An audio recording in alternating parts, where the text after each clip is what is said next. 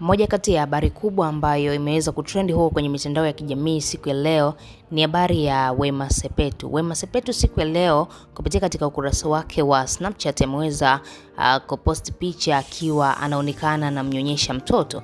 Sasa hiyo picha kila mtu ameizungumzia kwa namna ya tofauti. Tunafahamu sasa hivi mrembo Wema Sepetu ni mjamzito, na swala hilo liliweza kuthibitika wazi kwenye mitandao ya kijamii baada tu ya kuona video akiwa anafanya ultrasound pamoja na mume wake kipenzi Whozu, wakiwa wanamwangalia mtoto wao kwa tumboni anaendeleaje. Ilikuwa ni siku ya furaha sana, na sasa hivi tunamuona Wema Sepetu ameweza kujiaminisha zaidi na zaidi kwamba ameshaona kabisa kweli mwaka huu 2026 anaenda kuwa mama, jambo ambalo linaendelea kumpatia furaha kubwa, lakini pia limeendelea kumsababisha yeye kama Wema Sepetu kuendelea kujiamini zaidi, kwa sababu moja kati ya vitu ambavyo vilikuwa vinamuumiza sana Wema na vinamkwaza kwa asilimia kubwa sana ni yeye kukosa mtoto. Wema Sepetu ilifikia hatua anashindwa hata kwenda katika masherehe au shughuli yoyote inayohusisha mastaa wenzake. Anakuambia mastaa wenzake ambao wapo umri sawa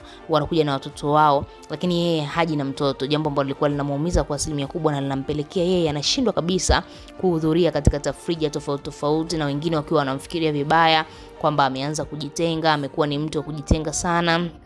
Lakini pia marafiki zake wengine wakiwa hawatamani kabisa kuwa karibu naye, kwa sababu wanajua tu huyu ni mtu wa kujitenga siku zote. Kumbe walikuwa hawaelewi sababu ya mtu kujitenga ni kitu gani. Wema alikuwa hatamani kabisa kuona lile swala, marafiki zake wanakuja na watoto wao alafu yeye haji na mtoto. Na sasa hivi Mungu amemjibu, Wema Sepetu ni mjamzito na ameposti hiyo picha kuonesha kwamba ipo siku ataweza kufanya hivyo, atamnyonyesha mtoto wake, maisha mengine yataendelea. Hiyo ni AI.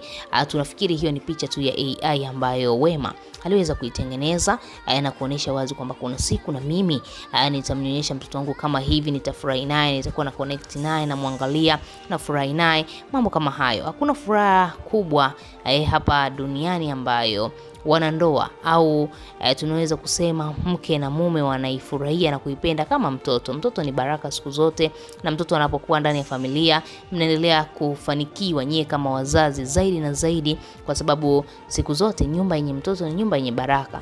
Sasa Wema anaamini kwamba huyu atakuwa mtoto wake wa kwanza na atakuwa mtoto wake wa uzeeni baada ya kukaa miaka mingi bila kufanikiwa kupata mtoto. Anapata mimba kweli, lakini mimba zilikuwa zinaharibika, lakini sasa hivi ana matumaini makubwa. Ujauzito wake unaelekea miezi 7 kwa sasa hivi, na wameshaangalia jinsia ya mtoto wao, ni mtoto wa kiume, na wamefurahi sana yeye pamoja na mwanaume wake Whozu. Wewe kama shabiki unalipi la kuzungumza, tochia maoni yako, lakini pia usisahau kusubscribe.